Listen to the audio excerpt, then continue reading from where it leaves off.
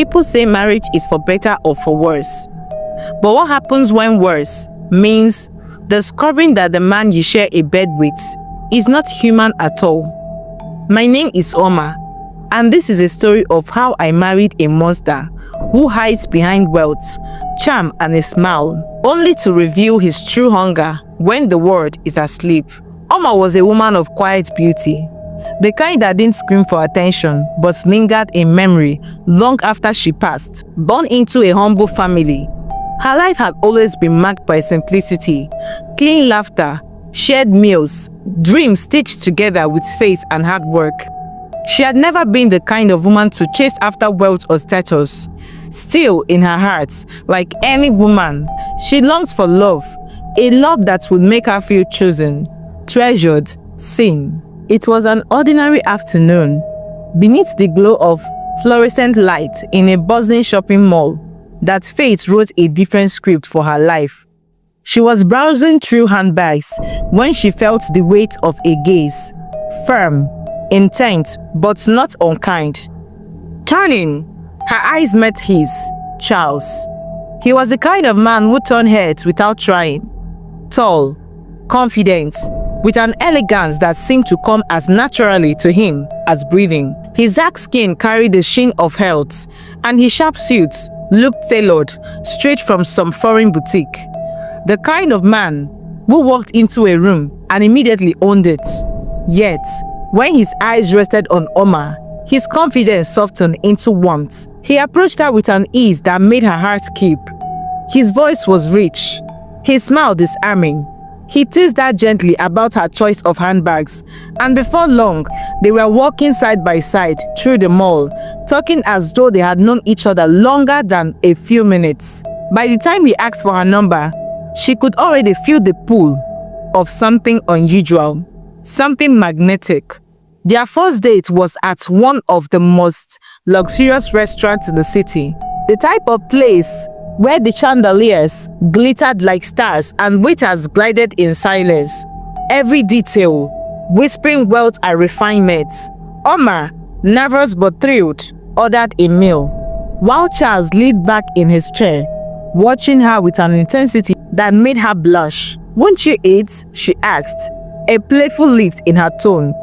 "I'm not hungry," he replied smoothly, his eyes never leaving hers. It was strange, yes, but she waved it off. Perhaps he had eaten before coming. Perhaps he simply enjoyed watching her.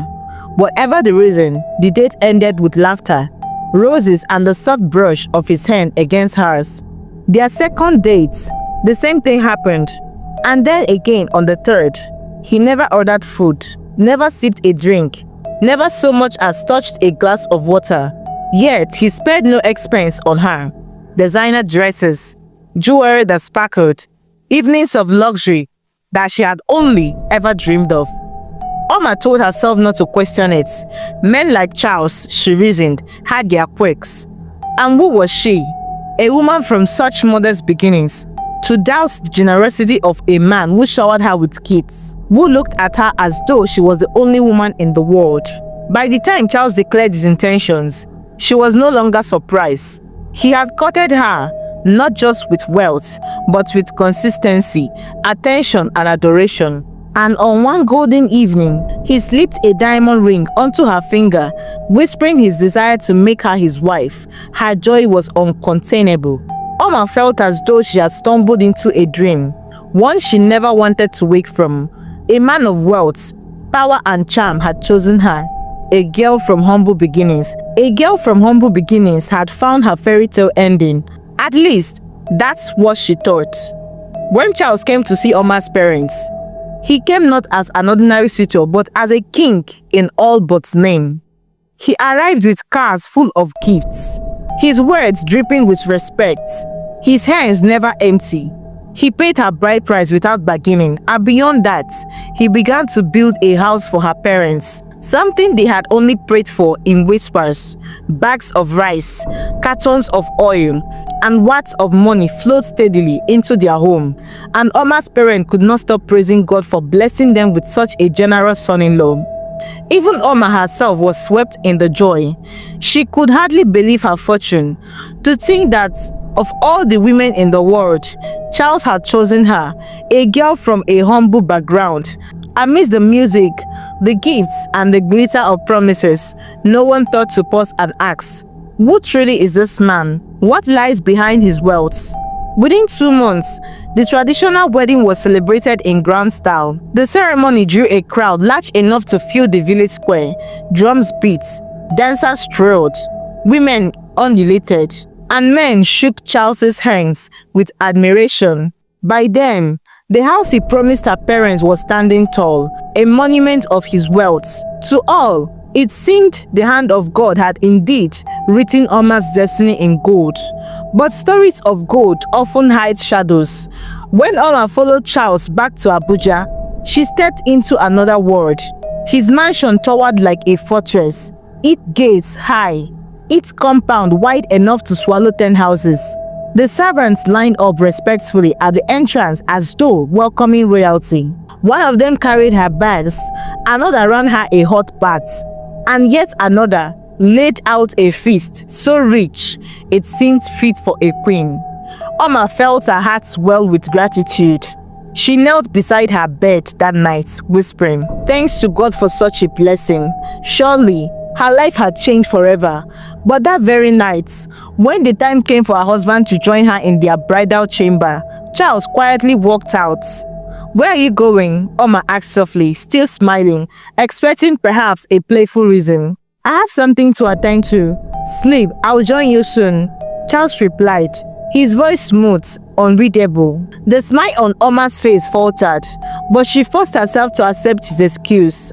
Maybe it was business, maybe it was stress. She was a new wife. Patience was her duty. And so, she turned to sleep, convincing herself it was nothing. Morning came, and like any good wife, Oma rose early to prepare a meal. The aroma of fried plantain and eggs filled the air. She set the table with care and called Charles. But when he entered, he barely looked at the food.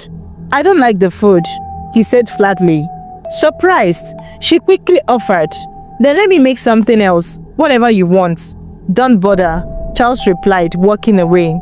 Oma stood frozen, her hands trembling over the plates. From their first date till now, she realized she had never seen him eat, not once, not even a sip of water. That night again, Charles left her bed, and the next, and the one after, Oma's patience began to thin. One evening, she reached for his arm as he rose from their bed. "Charles, why?" she asked gently. "Why don't you eat the food I prepare? Why don't you share this bed with me?" Her husband turned slowly, his eyes darkening. His voice, usually calm, was edged with steel. "Do not interfere in my matters. This is my house. I will do what I want. Sleep if you wish, but do not disturb me." He pulled away from her touch and walked into the night, leaving her with the fear gnawing at her chest. Days turned into weeks, and weeks into a month. Oma's marriage bed stayed cold. The meal she prepared went untouched. Her heart carried more questions than answers, but her lips stayed sealed. To complain to her parents would mean ungratefulness. To press him further might invite his anger. But in her heart, Oma knew something was wrong. One night, as Charles slipped out of the room again, she made a decision. She would not remain blind. She would not remain silent. She would follow him. She would find out where he went. She would discover what secret kept her husband away from her bed and her table. What Oma did not know was that curiosity can be a key, and once turned, it cannot be unturned. That night, Oma's heart pounded like a drum as she tiptoed across the marble floor of the mansion. She had waited too long, swallowing too many questions. Tonight, she would find her answers. Silently, she followed Charles as he slipped out of their room once again, his tall figure cutting through the shadows like a blade. She held her breath, moving slowly, every step careful. The mansion's corridors seemed endless, but her determination was stronger than her fear.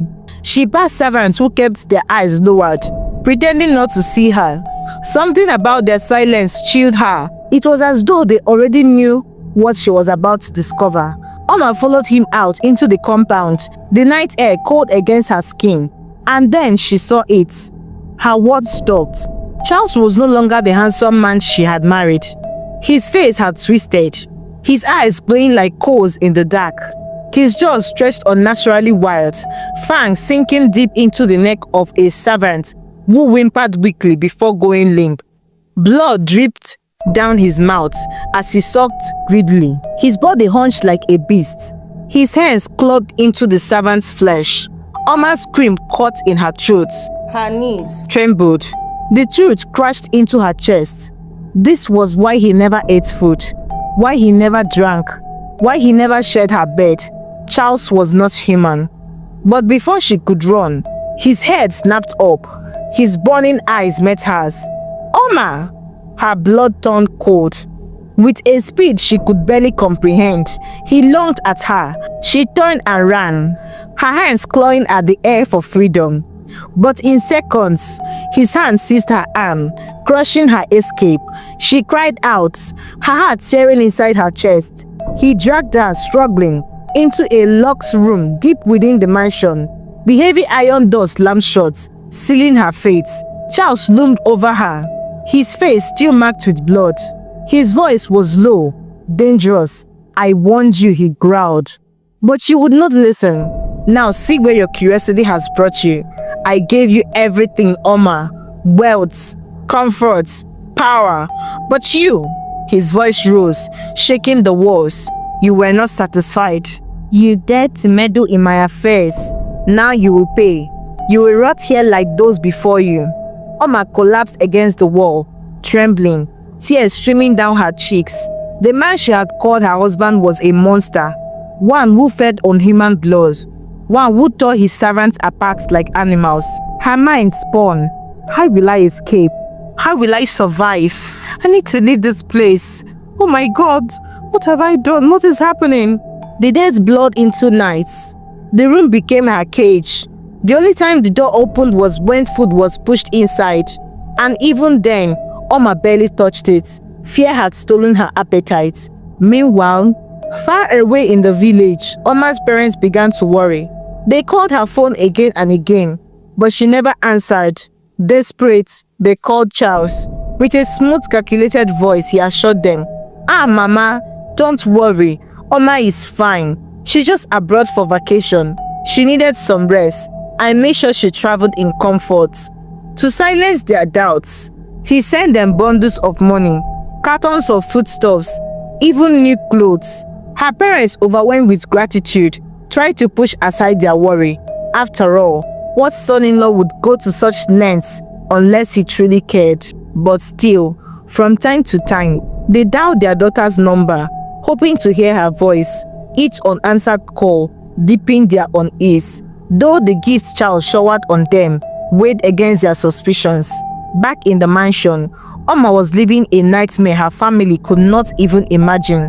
One servant, a quiet young woman named Clara, brought her food more than anyone else.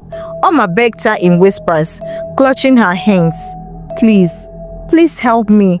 I can't stay here. He'll kill me. For many days, Clara said nothing.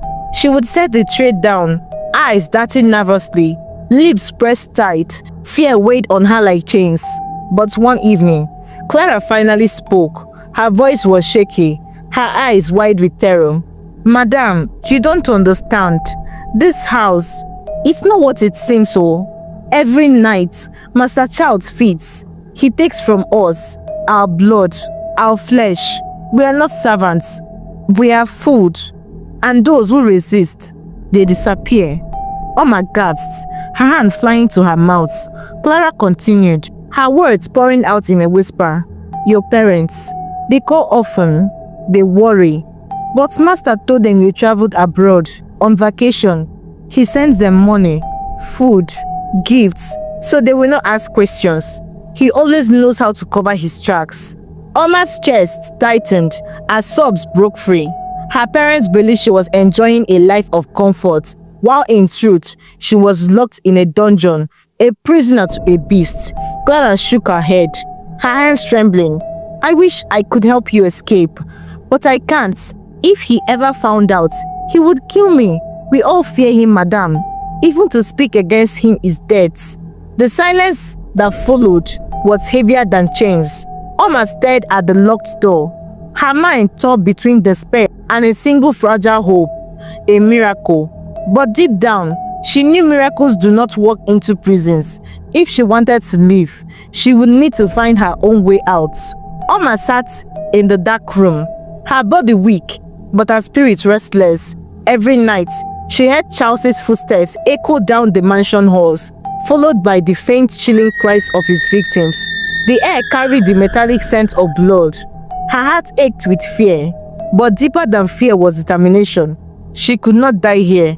Day by day, she whispered to Clara, pressing her, pleading with her. "Clara, you are the only one who can help me. Please, if you don't, I will never leave this place alive." Clara trembled whenever she listened, her eyes darting towards the locked door, as though Charles's shadow lingered everywhere. At first, she shook her head. "Madam, I cannot. If Master finds out, he will kill me." But Oma held her hand, her voice soft but desperate. "Clara, don't you see? We are all prisoners here. If you don't help me, one day it will be you. You'll be the one he chooses." The servant's eyes welled with tears. She knew Oma was right. Fear had silenced her for too long. And so, one night, Clara leaned close and whispered, "Tomorrow at midnight, I will leave the back door open. That is the only chance." Oma's heart leaps. Finally, hope had a name.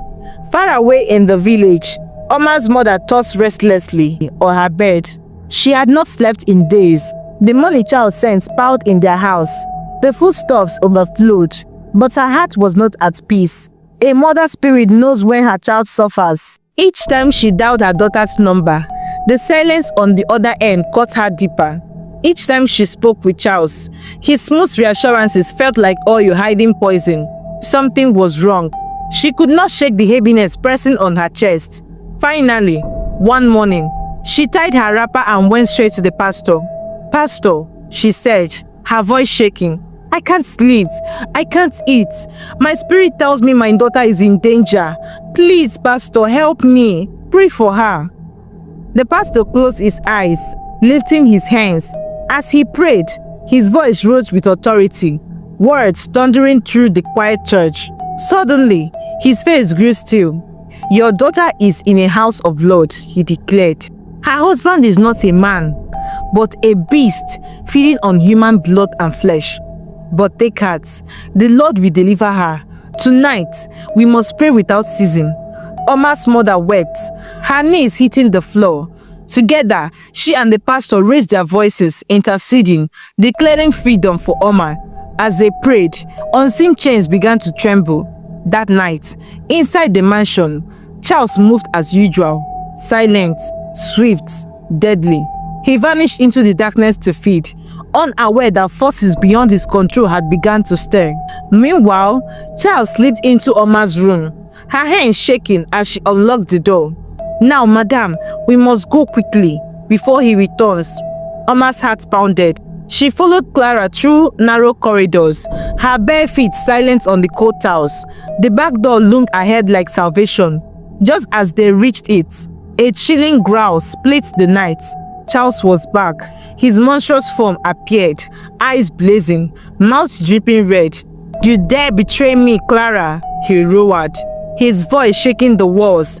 Clara froze in terror, but Oma, summoning courage she didn't know she had, cried out, "In the name of Jesus, you will not touch me. I bind you in the mighty name of Jesus." The words were not her own. They carried the weight of her mother's prayers, miles away, echoing in the mansion like a thunderclap. Charles staggered, clutching his head, hissing like a beast struck by fire, breathing as though invisible flames consumed him. Oma seized Clara's hand and ran. The doors, once sealed by fear, seemed to open on their own. They burst into the night air. Behind them, Charles let out a final piercing scream. His mansion trembled, lights flickering, walls cracking as though the darkness that built it could no longer hold. By dawn, Oma was free. Clara had guided her beyond the city gates. both of them exhausted but alive. Oma collapsed into tears, the first real tears of relief since her nightmare began. Back in the village, her mother fell to her knees as the pastor finished the prayer. A sudden peace washed over her, and in her spirit, she knew, my daughter is safe. Days later, Oma was reunited with her family. They embraced her tightly, weeping for the months lost, but grateful for her life. Chelsea's mansion, the later heard, stood abandoned, its gates rusting, its halls silent. No one dared enter. Some said at night you could still hear his screams echoing through the ruins. But Oma never looked back. She knew her story was a warning to all. Not every handsome face hides a human heart. Not every marriage is a blessing. And sometimes, the questions you do not ask before I do can become the chains that bind you. Moral lessons of the story. Ask questions before marriage. Wealth, gifts, and sweet words are not enough. A person's true character matters more than their riches. Rushing into marriage without knowing who someone really is can be deadly. A mother's intuition is powerful. When a mother feels something is wrong, don't ignore it. Parental instincts are often spiritual warnings. Not everything that shines is gold. Chelsea's wealth blinded Oma and her family, but behind the luxury was death and darkness. Appearances can deceive. The power of prayer delivers. It was prayer that broke Chelsea's grave, not wealth or human strength. God's power exposed and destroyed the darkness hiding behind luxury. Thank you, family. If you made it this far, you are officially part of the real ones. Thank you so much for watching and riding through Oma's chilling journey with me. Don't forget to like if you enjoyed it. Comment your thoughts. I'm reading all of them. Share with your friends so they don't miss this drama. Subscribe for more stories that will keep you hooked. And of course, smash that notification bell so you are the first to know when the next story drops. Your support keeps me going, and trust me, you don't want to miss what's coming next. Bye!